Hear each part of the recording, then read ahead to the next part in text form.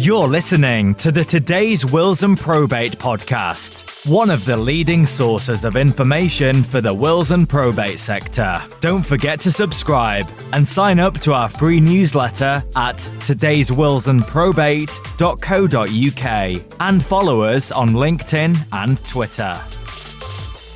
Hello, welcome along to the latest Today's Wills and Probate podcast. Today we welcome Angus Houston, founding director of Pavilion Row, a full-service estate planning business. Angus, based down in Sheffield, although you personally are a bit further up north in York. We'll get on to the dynamics of that actually in the course of the discussion, because I think that's an interesting conversation.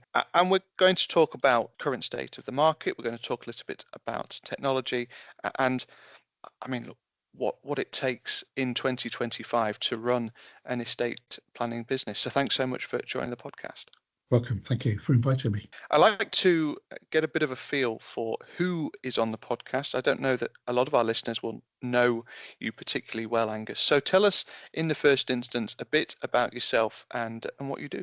I'm a trust and estate practitioner. Did my step exams a good number of years ago. Founding director of Pavilion Row, which is a specialist private client law firm.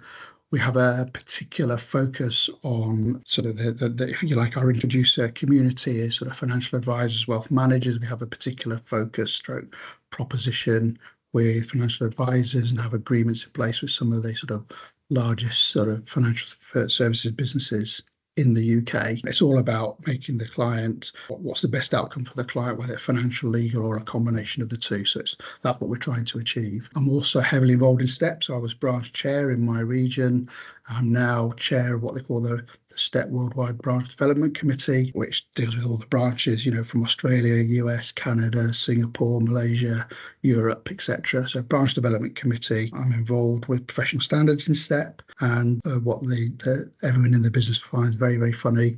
I was what was called a panel of expert on the Private Client Awards for a period of time as well. And then in my spare time, I'm a school governor at my local secondary school. It's great to have you on the podcast. Thanks so much for the introduction. I'm going to go first at your client base and that comment that you made about that relationship that you have with the wealth managers and the financial advisors, because this is a bit of a hobby horse of mine at the moment, that in this day and age, can we adequately prepare clients for death if we haven't got them prepared in life? And I guess it's taking this view of the client in a much more holistic sort of way and saying to them, okay, look, we can deal with death, that's absolutely fine, but let's make sure that right now you're set up and you're sorted. I sense that's kind of your model, Angus. Yeah, there's lots of reasons for the way we work the business and the way we have the model. But from a client perspective, it's exactly that. These are clients who are used to paying for advice, first of all, and they're used to planning. And the will piece is all about the foundation, or that wills and powers of attorney for that matter, is all about the foundation for that planning, because everything that the wealth managers and financial advisors do is all very good, but some of it might fall apart if the foundations aren't there at the start. If you align your work with them, and we're quite keen on having an understanding of their world as well. I think that's where we sort of really fit in. Not that we're ever going to become financial advisors, because we're not, but if we understand what's available to them and we understand some of what they can do, we can find out sometimes what the best solution is for that client. And it actually might not be on our side. It might be to go back to the financial advisor and say, the client, they've had a different conversation with us. This is what's important to them. I think that's something you can help with rather than us. So it's about understanding what the objectives are for the clients, key. Making sure the client experience is good, key. Talking to people they know, like, and trust, key. But doing it together, I think, and that obviously happens not just with Pavilion Row, but I think there are all too many instances where the two bits of work are done in isolation, and that's what I want to avoid. I want to come on to sort of the role that technology plays in that, because I'm sure there's something there. But just to drill into that a touch further, it's a symbiotic relationship though, isn't it? In that you're able to provide services to the referrers as much as they're able to provide services to you, and cross-refer as well. So in terms of cross-refer, our particular model doesn't have mass amounts of cross-refer, because it's more about ring-fencing the clients, because the majority of our work comes that way. So we're not able to pass that work on.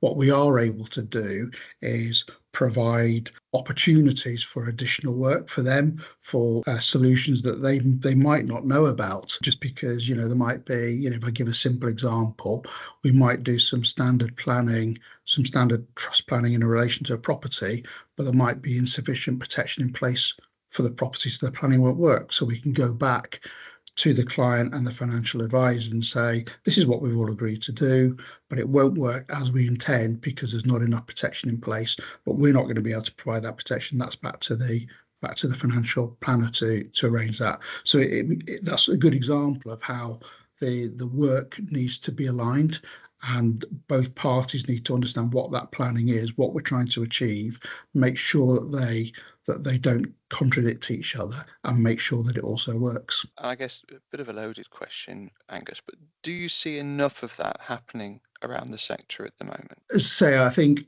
there are some very good practitioners out there who do this and do this very well, but I'm not sure.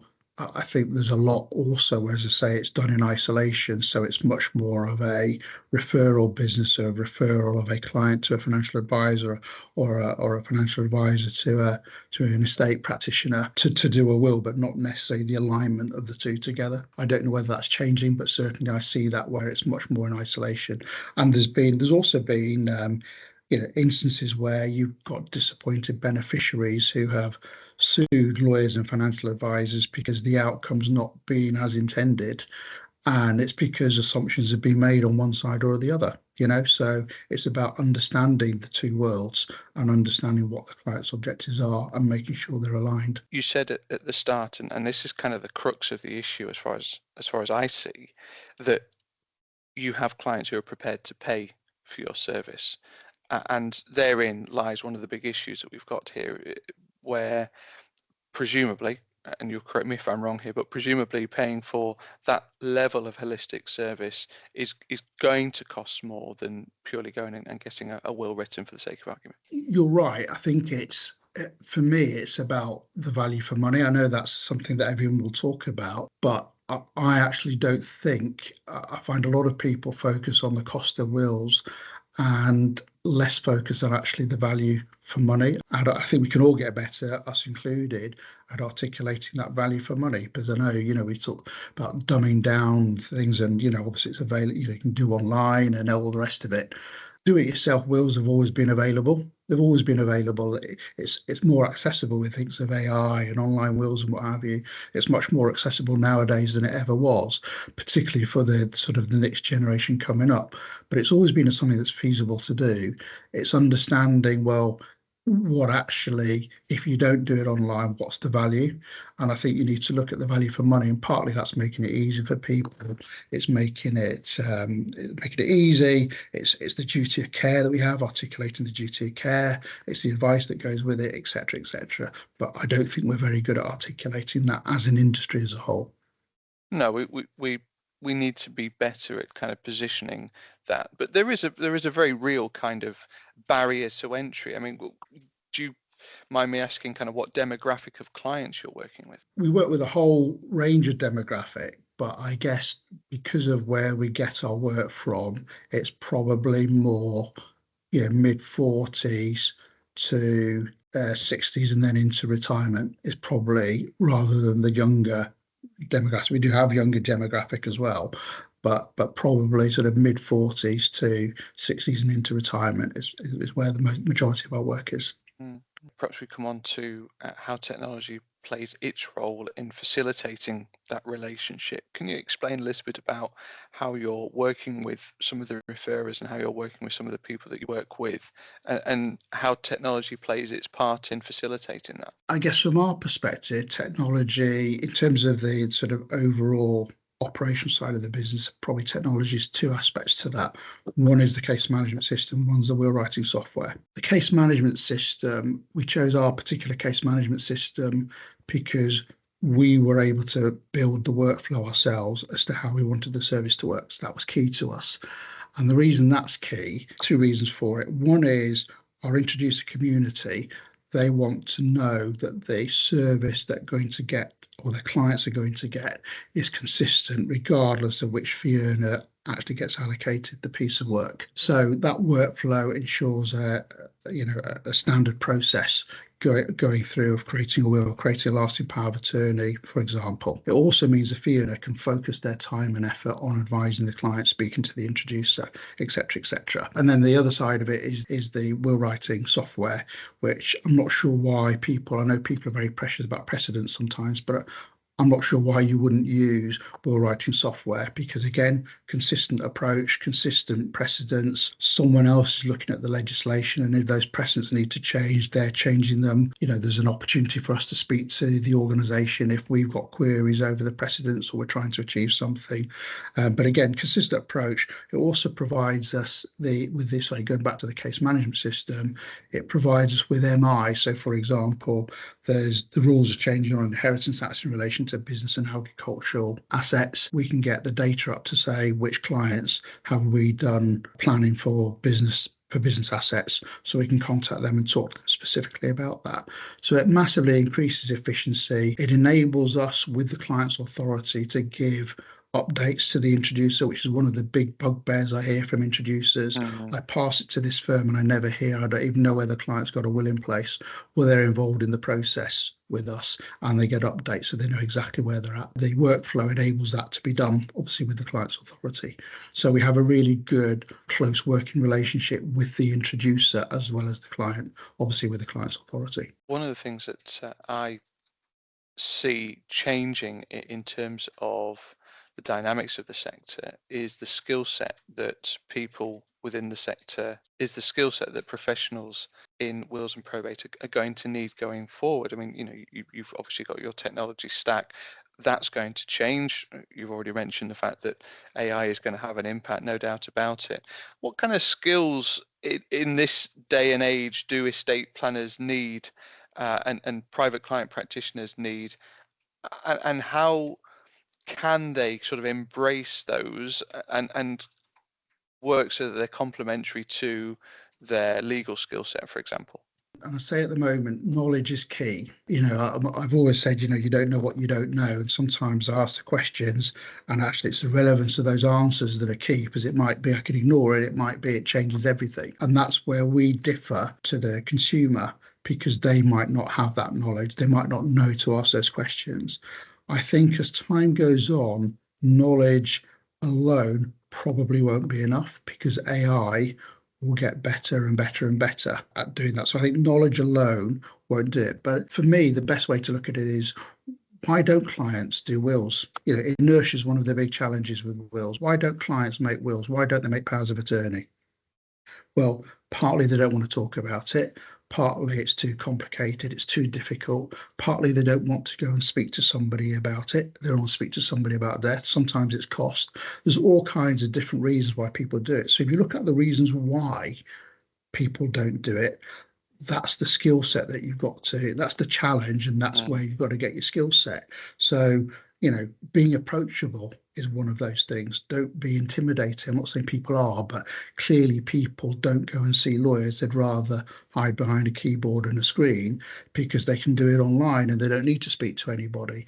Cost is something that that's where technology will help make it more efficient. But I come back to the point, we need to also focus on the sort of the client experience as well, for example, make it easy for them to do it. So again, if we're doing it through our introducer community, then we're making it easier, but they're already speaking to people they know, like, and trust. So it makes the whole thing easier. We get round the sort of cost issue because they're already used to paying for advice, because they're doing that with the advisor already. So things like that, it makes it easier. I think what's interesting was I was reading at the weekend, got a friend who's a clinical psychologist, and they were saying, it's completely away from wills, but actually there are similarities. They're saying that's affecting, AI is affecting their business, because people are going online and they're getting therapy online through AI rather than coming to see people. And actually what I was reading at the weekend is there's a case, a very sad case in America, where somebody is suing, I think, OpenAI, because their son committed suicide. And that's because he was getting his advice from AI. And AI is not emotive. AI is not emotive. AI will improve, don't get me wrong. But the similarity for me is maybe you would rather sit behind a screen and get your therapy that way rather than go and see somebody. But that's what I mean. You might want to do that and do a will because I don't want to go and see a lawyer because it's intimidating or they talk a different language or whatever. I'll do that. And by the way, it's cheaper as well. So that's okay, isn't it? I can do it that way. The big challenge is for me, and this is one of the things I think we need to be better at articulating, is what's the recourse if it goes wrong? Yeah, so wills, you're not going to necessarily know whether they worked or not until many years later. We all know that. Yeah. Yeah. And if it goes wrong, is it the ombudsman? If you're a regulated business, you've got the legal ombudsman, you've got compensation schemes, you've got the right PI cover in place, etc., etc., etc. Yeah. But what if you do it on AI? Because I can tell you now, I did it for me the other day, just in preparation for this. And the first thing it said is, we're not lawyers and we don't give advice. And the will that I got, I put something silly in, but it put my spouse as the executor, but it appointed someone else as an executor as well. It gave everything to my son, which is what I wanted, but it didn't give anything to my daughter. It didn't give me any advice about unequal distribution or sufficient provision for spouse. I think it made my daughter guardian for my son, but I didn't ask them to do that. So I know it's very basic, but it didn't give advice, and it said it didn't give advice. So if that's wrong in 10, 20, 30 years' time, where's the recourse? That's the issue. And again, that comes back to articulating, I think, being better articulating. When you're an estate practitioner, you've got codes of conduct, you've got duties of care when clients engage with you to make sure it's done properly, and will work. I've personally moved away from thinking that AI is going to take my job. I don't think AI is going to take my job. I certainly hope not anyway. Where I have landed, though, is that the person that harnesses AI better than me will take my job. I think this is probably where I was going with the question, is the people that can use technology better, the people that can combine both the skills needed to be an estate planner, a private practitioner, and do that technology piece, are going to be much more valuable to you as a business owner in the future than purely the legal expertise. Or am I wrong? No, I agree with you. I think that there's two things there, because the first thing is the next generation are coming through. They're using that now. That's becoming normal for them. So as an organization, as an industry, we've got to adapt to that. My daughter has an iPhone, but she never speaks to somebody on the phone. She uses Snapchat or Instagram, or if she's speaking to me it'll be WhatsApp, because that's what old people use. But the point is, that's how they communicate. So we are going to have to communicate differently, and AI is going to be normal for them. I guess for me, AI at the moment is still early days. I was looking at an article actually in today's Wills and Probate about the number of firms adopting it, and it's increasing, but it's still, I think, 2/3. It's sort of slow or non-existent. I think the big thing for me is, I think there has to be a strategy behind it. And that strategy, we're just a private client firm, so to some extent it'll be easier for us than a multi-practice, multidisciplinary type firm. But there's got to be a strategy behind it, and that strategy is, how are we going to use it, and what are we expecting the benefits to be? How's it going to impact on people's learning? Is it going to be a positive experience for people learning and developing their careers? Or is it going to have a negative impact? Or how do you harness both? That will change over time as AI improves and gets better and better and becomes more normal. It will be how you harness it. I think there has to be a strategy, and I'm talking sort of top-down type strategy as how you're going to do it. And I don't think many people, I know firms that are massively investing in AI at the moment, but I don't know, we're not that size to be able to do that at this moment in time. I think we're sort of doing a bit of a watch and see what happens, but we are using AI. Don't get me wrong, we are using AI, but I think it's a top-down strategy, and it's looking at what are the benefits you're expecting in terms of what the estate planner will need. As I come back to what's stopping clients using our services at the moment. And it's all about, to some extent, cost, but not necessarily. It is about, how easy is it? What's the consumer experience? Are we intimidating? Do they like speaking to us? Or can we make it an easy thing for them to do? So it's looking at all of those interpersonal things, I think, more than anything else. There was a recent piece in today's Conveyancer. Listeners to the podcast will be aware that we have a sister publication, and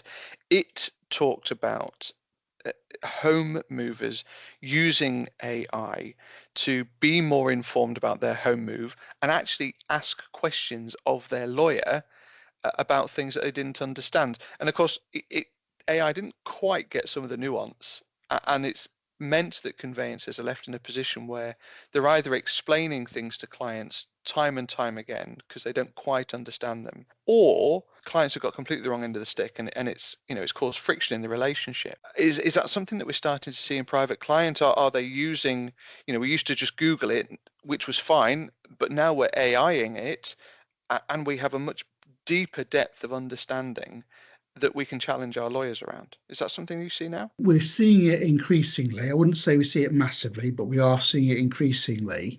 People have always read things in papers, and then comment to me about, I've seen this in the paper, does this affect me, or what have you. So AI is more, it's easier to access it and what have you, and it's got more information, so that's going to increase. I don't necessarily see a problem with it. If you've got the knowledge, having a knowledgeable consumer isn't actually necessarily a bad thing, because it helps them form their opinion of what they want to do and what they want to achieve.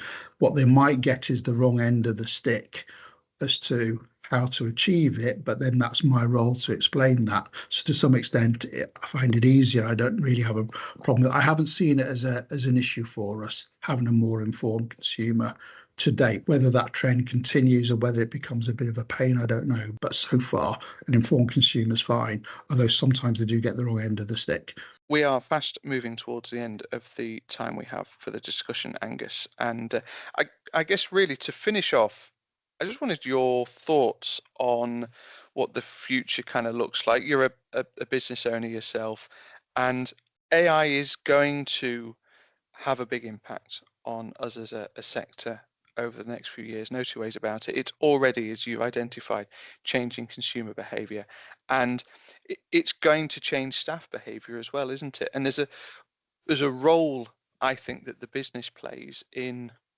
I'm going to use the word regulating. I'm not quite sure it's the right word, but making sure that we're not just using it willy-nilly, that, like you say, there's a strategy behind it, that it's been appropriately risk managed as well. Just kind of be interested in your thoughts on, what you as a SME are doing to prepare. So we do use AI now in a sort of small way. We will effectively watch and learn how others, probably bigger firms, are starting to use AI before we adopt it more fully. That would be the plan. I guess how we would do it internally as a business is we'd take somebody in the business to be the sort of AI lead to go away and research this and look at this. But come back to the point, it's about what are we going to do? How are we going to use it? But more specifically, what benefits are we looking to achieve so that we can measure those benefits? Is that more billable time? Is it more efficiency? Is it more sort of work-life balance? Is it easy to work from home? What actually is it that's going to deliver? How does it impact on the learning? Does it enhance the learning of members of the team, or does it make it more difficult? So looking at that and looking at what the strategy is, I think the other thing there is there has to be, I liken it a bit to, sometimes people, have free for all on emails or LinkedIn or Facebook or what have you.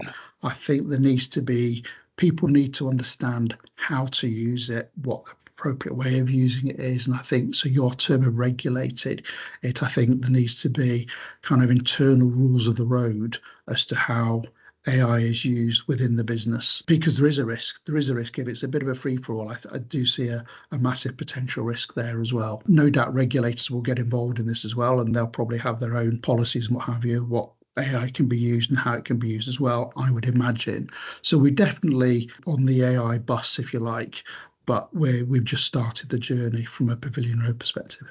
A bit of a meander round what estate planning and private client looks like in 2025 and beyond. I'm very grateful for you coming on the podcast, Angus, and sharing your thoughts and your insights, as well as a bit of a view of kind of what's happening within, as I say, an SME organization like your own. So thanks so much for joining the podcast. Thank you for inviting me. You're welcome. The Today's Wills and Probate podcast is available on your preferred podcast provider. It's also available on today'swillsandprobate.co.uk. My thanks to Angus. Thank you as ever for listening, and we'll see you again soon. You're listening to the Today's Wills and Probate podcast, one of the leading sources of information for the wills and probate sector. Don't forget to subscribe and sign up to our free newsletter at today'swillsandprobate.co.uk and follow us on LinkedIn and Twitter.